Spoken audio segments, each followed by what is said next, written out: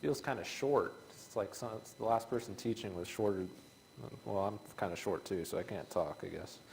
But we're going to be in 1 Samuel, putting that aside there. We'll be in 1 Samuel tonight, so go ahead and open up your Bibles there. Of course, we finished the quarter, so we're starting a new quarter tonight. So, Lord willing, we'll get through 31 chapters in one quarter. I'm not sure that I'm capable of doing that or not, but we're all going to find out, aren't we? And so while you're turning over there, David, do you mind leading us in an opening prayer? Our Father, we are grateful for this beautiful day you've given us. We're thankful for the signs of spring and new life that we see around us. It reminds us of the role we can play in this world which we enjoy. We're thankful for the freedom that we have to come together and study your word, that we discuss its application in our lives. There are many people in this world who do not have this freedom. We are especially thankful for the sacrifice of your Son, for what he did for us to make salvation possible. And we pray, Father, you help us to take full advantage of the resources that you and him have made available to us, that we might be prepared to live in this life with all of the uncertainties and the problems and disappointments that we have to experience, knowing that we have a great hope that lies beyond. Help us to keep our eyes always focused on that reward that awaits. Pray for Sam, the other teachers this evening, the things they prepared to deliver will provide encouragement and comfort and strength we need to persevere in this life. Continue to be with us through whatever time remains to us on this earth. In Christ's name we pray. Amen. Appreciate that. All right, so as I said, we're going to be in 1 Samuel tonight, and I kind of want to just study this book because, well, it's been a while since we've done something textual. Last class was kind of more topical, even though we were looking at various texts. I like just getting back to the text every now and again, and we're in the New Testament as well in that topical series, and I just thought maybe we'd go back to the Old Testament, look at some narrative, and I think, one of the more entertaining reads, I guess you could say, is the book of Samuel, isn't it? And so you have 1 and 2 Samuel, and for whatever reason, Septuagint came along, I think, and those are divided into two books.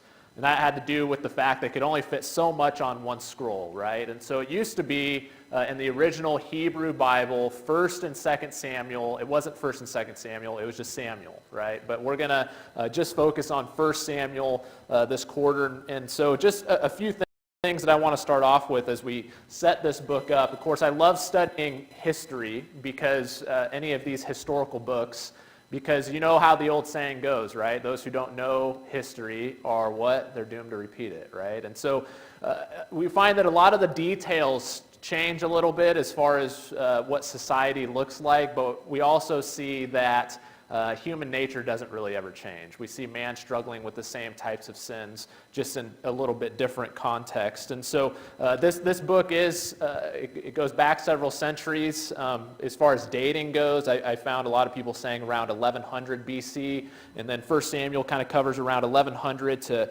probably about 110 BC, 1010 BC, that would be. So perhaps a period of about 90 years or so, as it starts with the life of Samuel, and then you have the life of Saul in there, and you read about his sons, and then eventually the life of David. So it's covering a pretty good chunk of time. And then when it comes to the author, again, I won't spend too much time on this, but it's probably safe to say that Samuel wrote a good chunk of it until he passes away, and then after that, we're not really sure who wrote the rest. Maybe the prophet Nathan. In either case, you had probably some sort of prophet compiling this information all the way through the end of David's reign. But I want to talk more importantly about the historical context, if I can get my clicker to work, of course.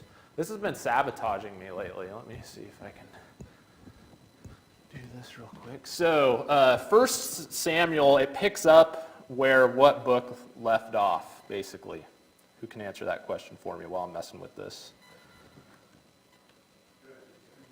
Yeah, Judges, right? And so how did the book of Judges end? How would you characterize or how would you describe the era of Judges?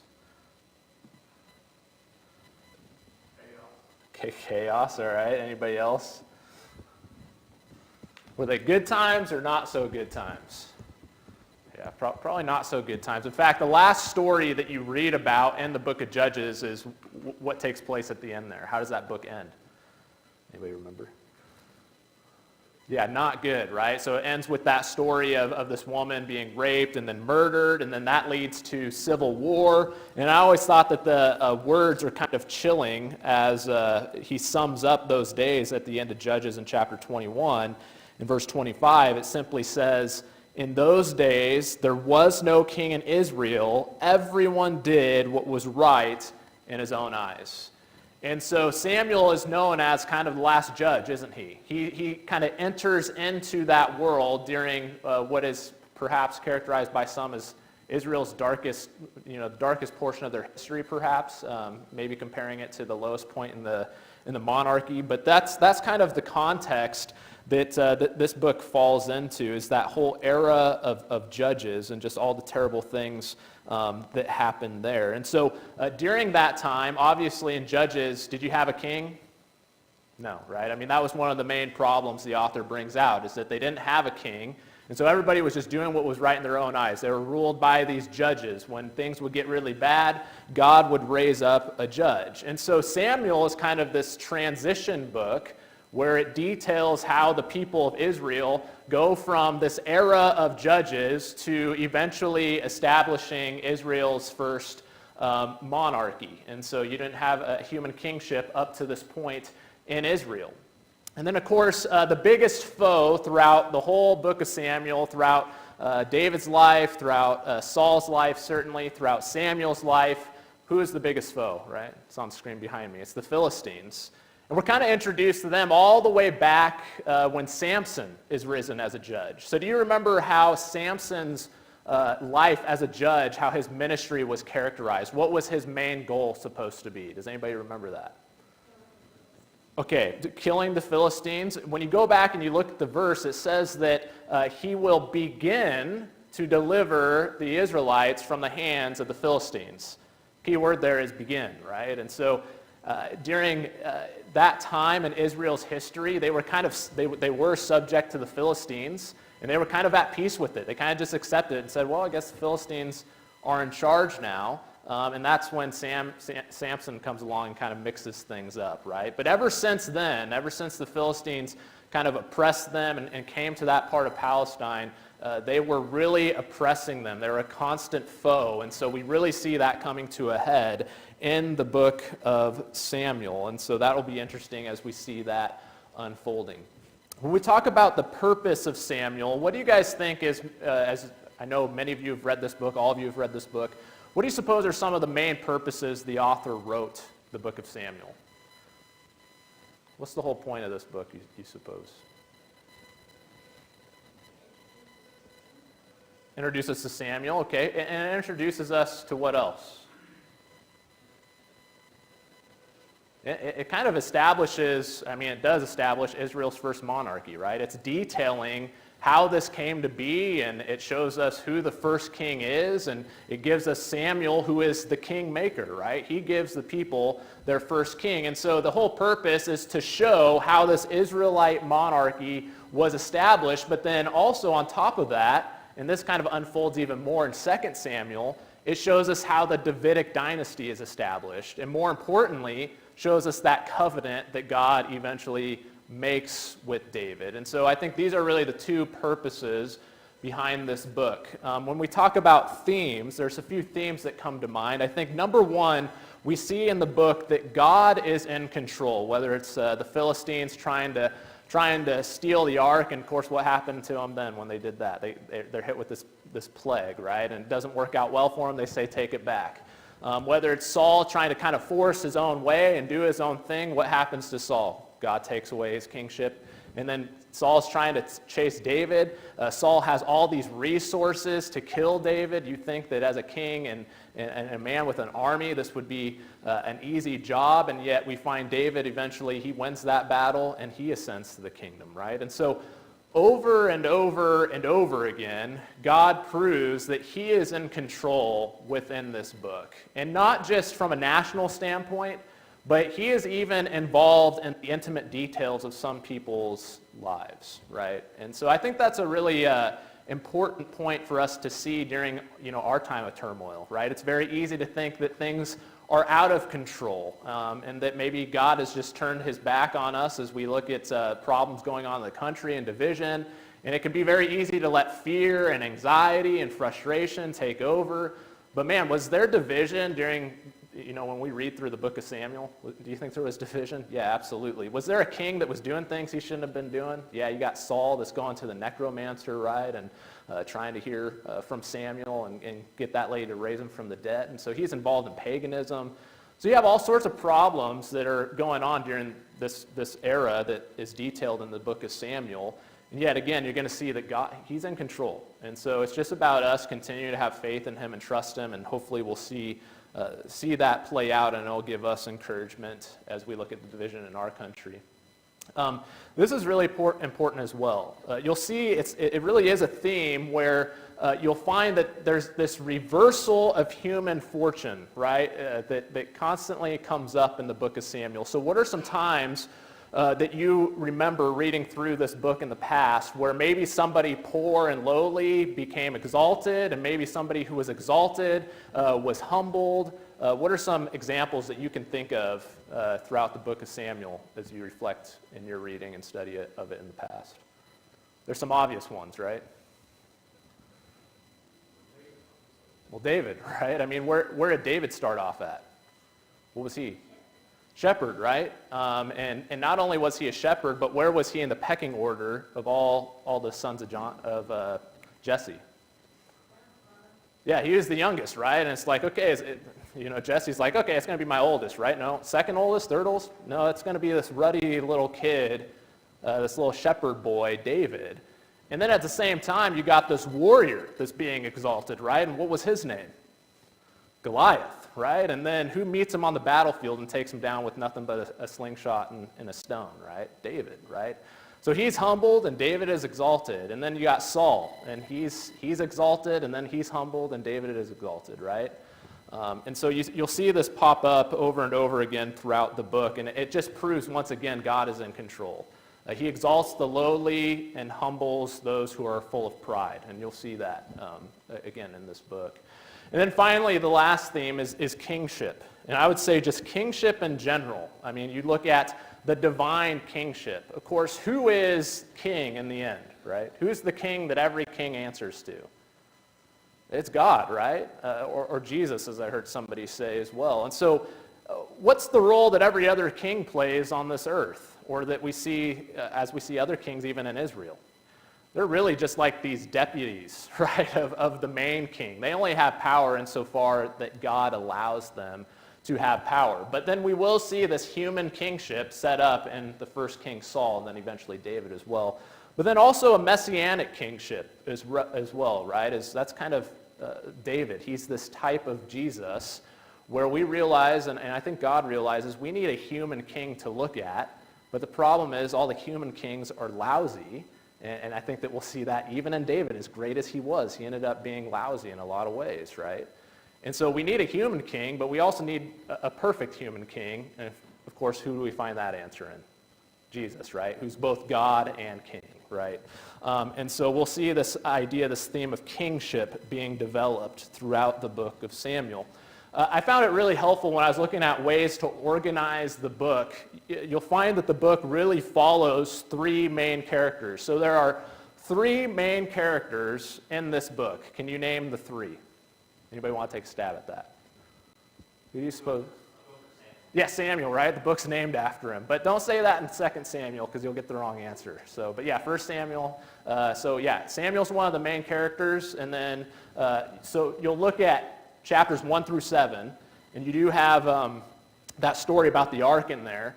But Samuel's really the main character of those sections, right? The whole book starts with Samuel being born and how all that came about, and we'll look at that in a moment.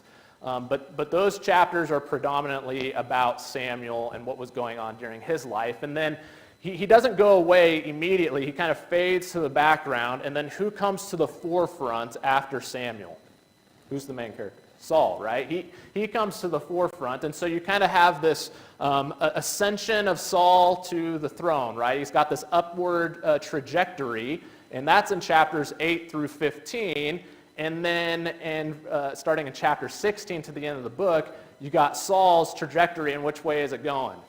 And now it's starting to go down, and then simultaneously, you got another guy, and his trajectory, it's going upwards, and who's that? That's David, right? And until we eventually see his own downward trajectory in 2 Samuel. But you'll notice that those chapters 16 through 31, are all about the fall of Saul and the rise of David. So I think that's helpful to approach the book with that in mind, kind of following these three characters and then seeing these stories develop around them. And so with all that being said, I mentioned earlier that you'll see this theme of reversal of human fortune, right, throughout the book. And so that happens right in the first chapter. So what happens in the first chapter, right? That's the story of Hannah, right? And so let's go ahead and just start by reading that, unless somebody has something else they want to add or thoughts or any other themes that stick out to you as you reflected on reading in this book, or anything to add at all. Any comments? No. All right, so we'll go ahead and start in 1 Samuel chapter 1.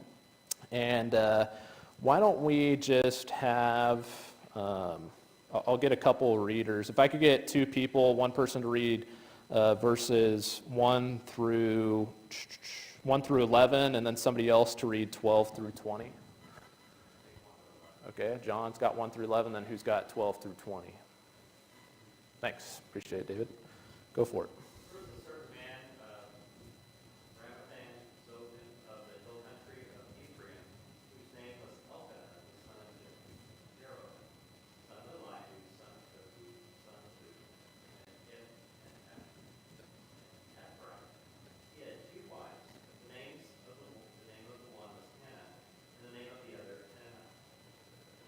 This is why I had you read this, by the way. Yeah.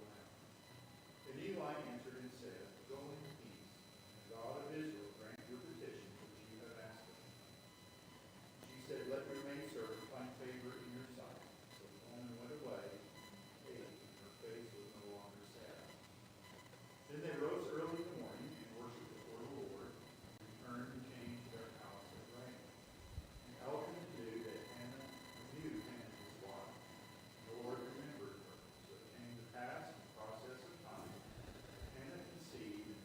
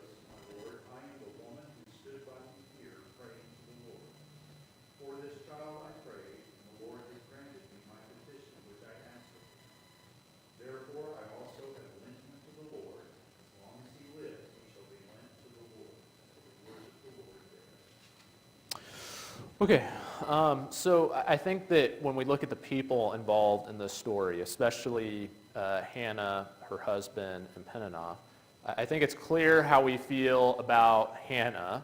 I think it's clear how we're supposed to look at Peninnah, that she's this adversary, this antagonistic individual. But before we dig deeper into the text, I want to ask, what are your thoughts on Elkanah? What do you think of him as a man? What does the text kind of tell us? Kind of clueless, yeah. Seems like maybe this was something going on behind his back. I mean, he's going and asking her, why? What's the matter, right? He doesn't seem really aware so much. I love how he cheers her up by saying, hey, you got me, right? I mean, I've tried that with my wife. It doesn't always go that well, but he does try that. What else do you guys think of him? Are there any good qualities about him? Sorry, what's that? Yeah, he doesn't, it seems like, he's not a perfect husband by any means, but it seems like he does love her. The text brings that out, that even though she couldn't have children, it says that he loved her, even though she wasn't able to do that, and gave her a double portion, as you brought out. So it seems like there's some genuine concern for her. And then what were you saying, David?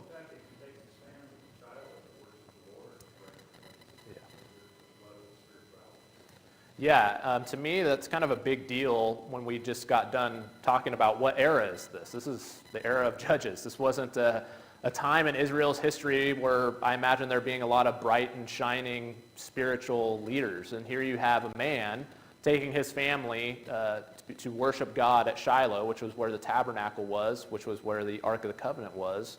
And they're doing this year after year to offer sacrifices and to worship God. And so I think that is commendable as well. I think we have reason to believe that this guy was fairly wealthy.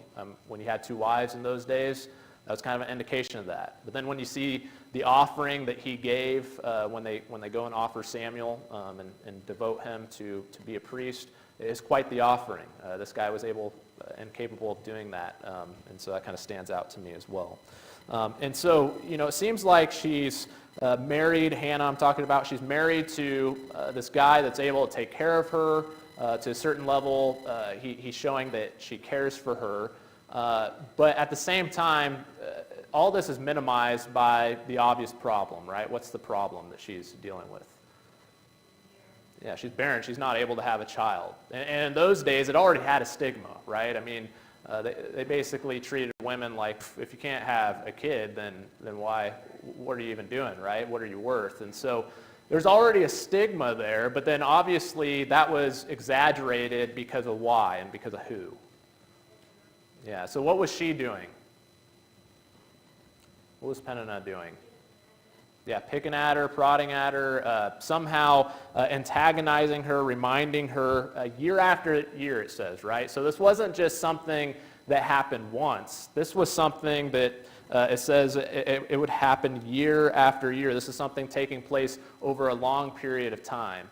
And you got to wonder if maybe she's doing that, antagonizing Hannah, because she knows which one Elkanah really loves the most. It seems like he has special affections for Hannah, and maybe there's some jealousy there. So certainly a dysfunctional family, right? An imperfect family, and yet this is the family that Samuel is going to be born to. But it gets to the point where it's so bad for Hannah as she's dealing with this problem, and it says, it describes her as her rival, used to provoke her grievously to irritate her. So it's not that this was unintentional, right? That Peninnah is doing this intentionally to irritate her, to get on her nerves, and this would go on year after year. But it goes on, and it's so bad that she just can't help but weep, and she refuses to eat. And this is really a hopeless situation in her eyes because, her husband comes up to her, and her husband might be able to give her all sorts of things, but can her husband give her a child? No, that's in the Lord's hands, right? And so Hannah does the only thing that's left for her to do, and she goes to the tabernacle, and what is she doing at the tabernacle? What does she do?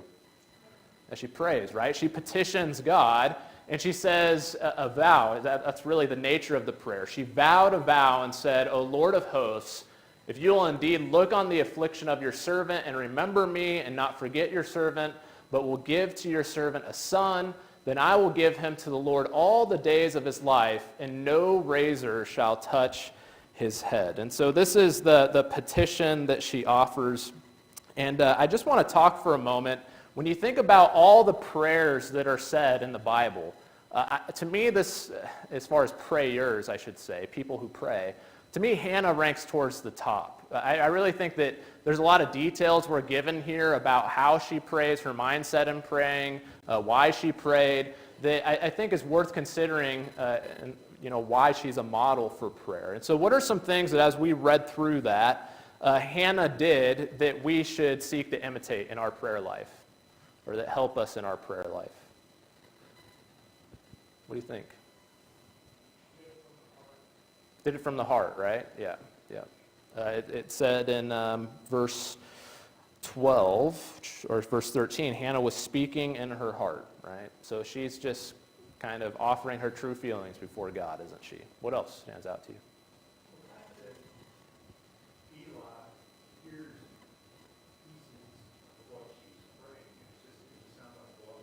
Yeah.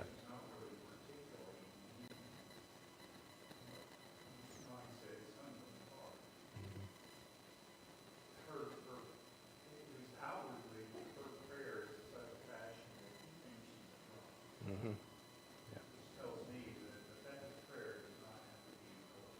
Yeah, or impressive to other people. She's not overly concerned about what people are thinking about her, I don't think, at this point. And I think that gets at the level of emotion she was feeling. She was probably at a point where those emotions could have consumed her, or she could have taken those emotions and given them to God. And of course, we see her do the latter, right? So what else stands out to you guys about Hannah and her prayer?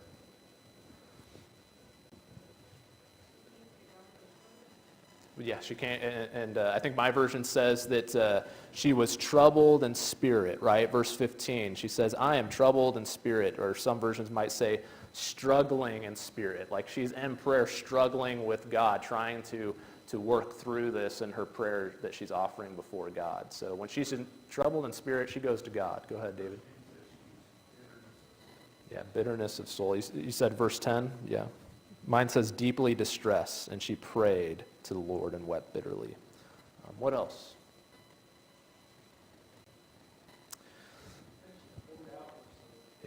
Yeah, what does that mean? I mean, that's really colorful language, right? You picture a container holding some sort of liquid, and it just kind of spills out and kind of goes all over the place, right? And she's pouring out her soul. So what is that meant to convey, you think?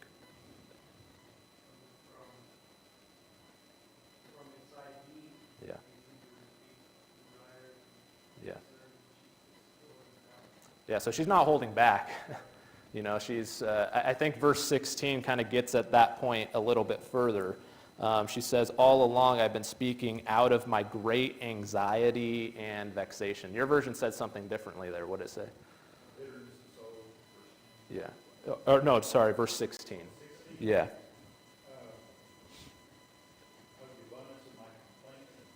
Yeah, so rather than just having these things eat her up and dwelling on them and stewing on them, she is pouring these things out to God. These negative emotions that she's having, this maybe feelings of bitterness, she takes that and presents it before God and kind of pours that out, to use that language.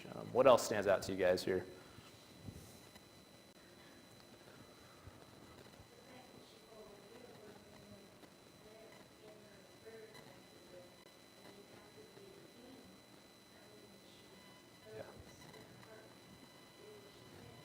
Yeah, so, and do you think that was easy for her?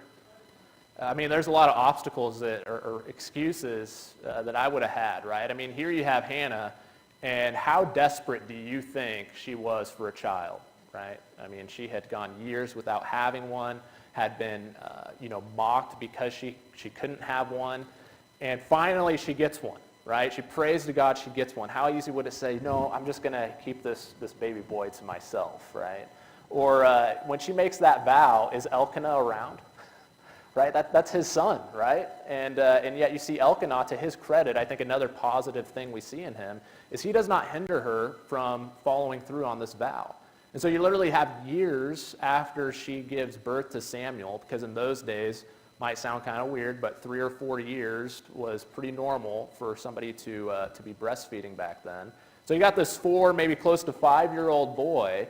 That was years that she could have forgotten about the vow or said, you know what, is it really important that I keep this vow? But at the end of those years, she follows through. And of course, she better follow through, because what did it say she was making in that prayer? It was a vow, right? And God says if you make a vow, you better follow through on it. And so she absolutely does that, to her credit. Good point, Margaret. Anybody else? I think it's useful to point out here, even though it says in verse 1 that Elkanah was the Hebrew mind, Mm-hmm. parallel passage in 1 Chronicles 6 specifies that he was actually the tribe of Levi. Oh, interesting, yeah. Well, that makes sense, because that would have qualified Samuel. Yeah. Yeah. Yeah, I'm glad you said that, because I didn't even make that connection in my brain. So yeah, that makes a lot of sense, though. So I guess just a few things that stand out to me. Of course, you mentioned some of them. I want you to notice that when she goes to God in prayer, I know for me, when I pray for something, there's so many times that I've prayed for something and I just want it, right? That's why I pray for it, because I want it. It could be anything, right? It could be a job, it could be a house, or maybe when I was looking for a spouse, right? Before Natalie and I got married, praying for a spouse, or maybe praying for children. And it's so easy just to get caught in this habit of praying for things just because we want it. And of course, Hannah, obviously, she wants a son, but what does she vow to do? And really, this son is going to be a gift to her from God. And so she's praying that God would give her this gift, but in return, what is she going to do with that gift? What does she vow to do? She's going to give it back to God. And I just think that's something to think about in our prayers. When we ask for things, are we asking for these things to kind of spend it on ourselves? I think James kind of gets at that when he talks about, when you do pray, you ask with wrong motives so you can spend these things on yourselves, right? I think that's something to think about, that when we're praying to God, am I just praying just purely for selfish reasons? Or is this something that if I get it, I can use to serve God? If I get this job, how can I use this to serve God? If I get this house, is this something I can use to kind of give back to serve God? Maybe opening up my home or whatever it is. Any number of things. Children, spouse, right? Is this something that when I'm married is going to allow me to serve God in some level to a greater degree? Of course, we only have a few single people here. But, that was just something I was thinking about. Praying to God and, not just praying for something for purely selfish reasons, but thinking about, okay, God, I want this, and when I get it, I plan on using this blessing to serve you. There's a lot of things that we can do that with. And that stands out to me about Hannah. Maybe that's part of why God answered it, right? And so she prayed in her heart, that was already said, and she does that silently. It says just her lips are moving. She poured out her soul, that was already mentioned. I want you to notice where she prayed, right? Not just physical location. Of course, she's at the tabernacle, but you notice how multiple times it brings out that she's praying not to the Lord, but she is praying before the Lord, right? Of course, God's presence would have been in that tabernacle, but I think that's worth kind of keying in on. In fact, you'll notice that phrase, before the Lord, popping up a lot. In fact, it says in the next chapter that Samuel grew in the presence of the Lord, right? You'll just see that phrase, so just keep that in mind. But you notice in verse 12, it says that she continued praying before the Lord. And then in verse 15, she talks about how she's been pouring out my soul before the Lord. So it might seem like a small thing when we're talking about praying to the Lord as opposed to praying before the Lord, but why might that difference have some significance to it? I mean, to me, when I think about praying to the Lord, it's almost like, okay, I've written this kind of spiritual letter and I've sent it off in 2 or 3 days, God will reply. Is that how prayer works? I mean, maybe we'll get a response later, certainly, but when does God hear our prayers? as we're praying them. That's when he hears them, as I'm praying them. And so when I go to God in prayer, I mean, even think of that language that we use. We're going to God in prayer. So what does that imply? We're approaching God, aren't we? That's right. We're in God's presence. And to me, that praying to God makes him seem a little bit more distant. But praying before the Lord, oh, God, I'm in his presence right now. And that might impact how I pray. But I think the Hebrew writer brings this out. And, of course, maybe it's keying in on this literally for her as she's at the tabernacle. And, of course, God's presence dwelt there. But for us as New Testament Christians, do we have to go to a tabernacle to be praying before the Lord? Do we have to go to a temple to be praying before the Lord? How do we pray before the Lord? It's right, we are the temple. We just pray, and we're before the Lord. That's a special blessing that belongs to Christians. And so I think the Hebrew writer touches on this in chapter 4 and verse 16, when he's talking about how we have confidence because Jesus is our high priest. But he says, let us approach the throne of grace with boldness. That would have been a way, when you talk about approaching God's throne. What was God's throne in the Old Testament? What was it? Anybody know? That's right, the Holy of Holies, right? That was approaching God's throne. And how many people could approach God's throne? And how many times a year? Once, right? And so now in the New Testament, because of Jesus, our high priest, he's kind of ripped that veil in two, hasn't he? And that's what happened literally when he died. And so now because of Jesus, we can approach that throne of grace with boldness. And it says so that we may receive mercy. Of course, that was the mercy seat that he dwelt above, right? So we can receive mercy and find grace to help us in a time of need. And so when we're praying, when we're approaching God, we are praying in his presence. We're praying before God. And I see Hannah doing that. Go ahead, Janice. I see that she's in subjection. She subjected herself before God. Humbly subjected herself. Yeah, no, that's true. She's totally submitted to God, and she even submits her own son to God, right? I mean, talk about the level of humility it would take to walk your child, your little 4-year-old child or however old, and say, okay, here you go, I'll see you in a year. And that's basically what she did, right? Every year they'd come back, and she'd, have a new, linen garment for him, be a little bit bigger, right? And he'd, I'm sure that the one that she made the previous year was all too small for him, and so she had to put a new one on him and all that. But yeah, she just totally gave up her son to the Lord, which is very impressive. So other things that stood out to me, I wanted to make that point. She prayed out of her anxiety and vexation. Notice she went away in peace. And it's of note the context that takes place. Of course, that's after Eli, he kind of blesses her after that misunderstanding. But he blesses her. Does he say that, hey, you're going to have a child this time next year, like God told Abraham and Sarah? Is that what he says? It's basically like, hey, I hope God fulfills your request, right? Is there any oh, that means I'm going to have a baby type of indication in that? I mean, maybe you'd feel confident because this is the priest in God's house and he just blessed you. But I want you to notice, how was Hannah's mood different from before she went to pray versus when she left from praying? How was her mood different? Okay.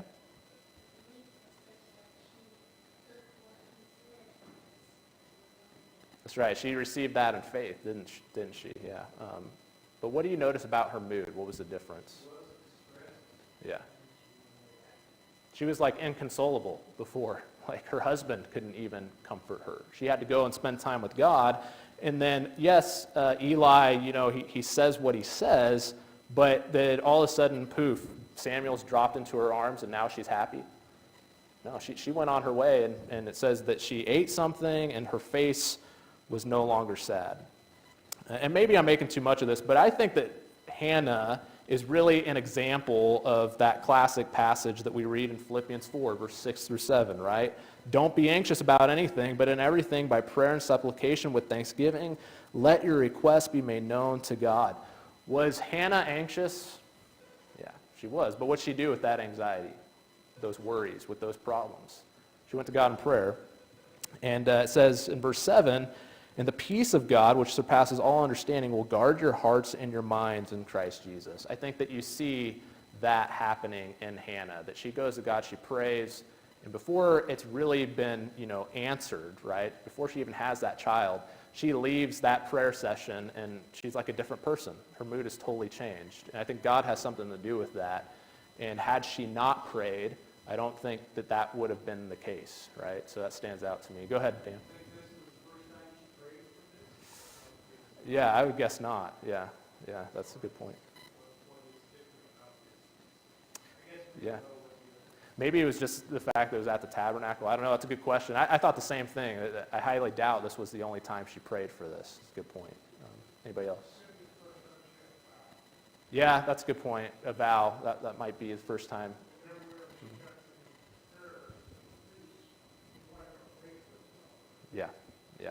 Yeah, and that obviously played a big role, was having this priest acknowledge her problem and see that, and then have him say what he said.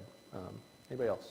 Yeah, go ahead, Lori. It is interesting. I doubt it's the first time she prayed for it. I wonder if it was the first time she prayed at this level. I find it super interesting that it specifically says in the text that the Lord had kept Hannah from Yeah. conceiving. It's almost like this humility of hers, he broke down some level of barrier that was there between her and the Lord. And I know that language is used often in the Old Testament, but I do find that fascinating that it specifies that Yeah.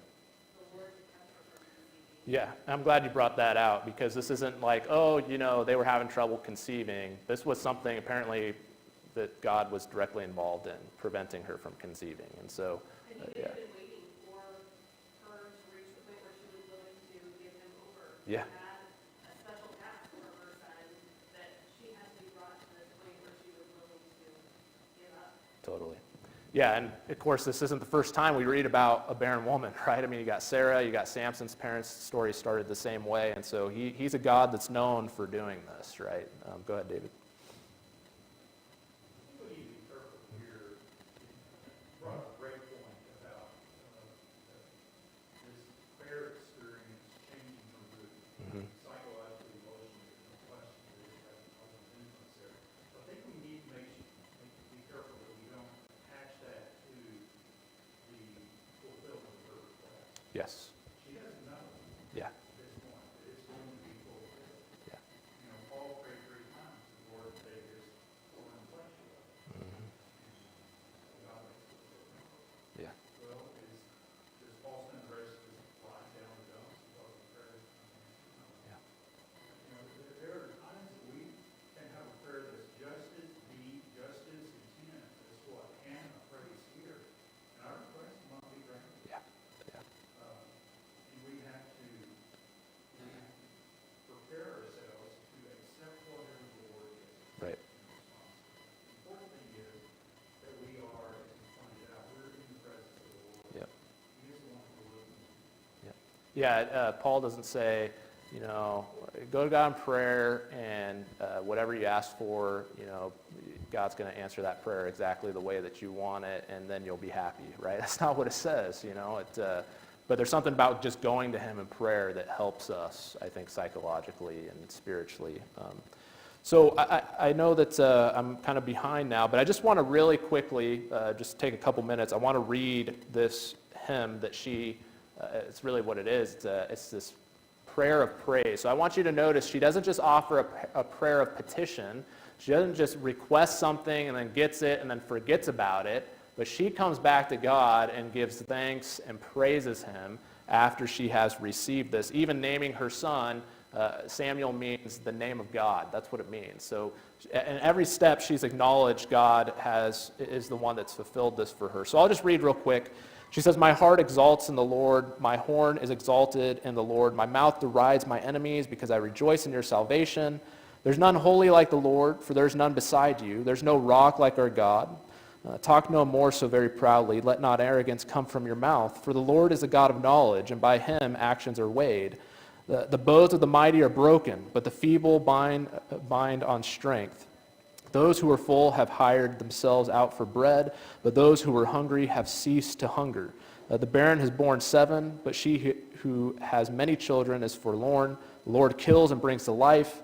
He brings down to Sheol and raises up. The Lord makes poor and makes rich. He brings low and exalts. He raises up the poor from the dust. He lifts the needy from the ash heap to make them sit with princes and inherit a seat of honor. For the pillars of the earth are the Lord's, and on them he has set the world. He will guard the feet of his faithful ones, but the wicked shall be cut off in darkness. For not by might shall a man prevail. The adversaries of the Lord shall be broken to pieces. Against them he will thunder in heaven. The Lord will judge the ends of the earth. He will give strength to his king and exalt the horn of his anointed. And so just as we wrap up, I want you to notice, and you can go back and look at her prayer, there's 3 themes that are repeated in that passage.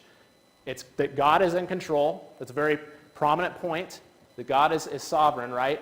And then notice that she constantly is appealing to this reversal of human fortunes, right? She acknowledges that God is able to do that. And then finally, the theme of kingship is touched on in the end there. And so this hymn really sets up the rest of the book, is the point. She offers the main themes in this hymn that we see throughout the rest of the book of Samuel. And of course, Samuel, the kingmaker, is born. And so he plays a really important role. It all starts with the humble prayer of his mom. Thank you.